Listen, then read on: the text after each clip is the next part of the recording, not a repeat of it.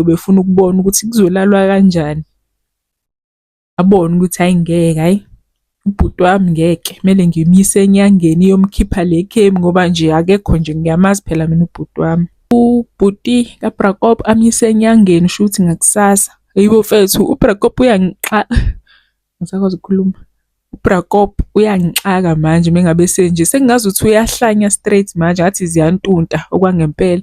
Kanti wayengevedlisiwe yena, noma ledliso overtime lizogcina selimhlanyisa yabo nje njengamanje besisangana impela.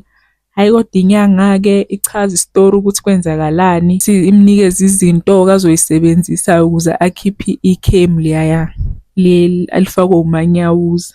Hhayi ngicabanga ukuthi iminyaka hhayi ngisho ukuthi ngiyacabanga, ngiyazi iminyaka isidlulile ngoba leya ngane liyaya yamanyawuza le eyibhantshi laBrakop isindala nje, bayahamba benomanyawuza.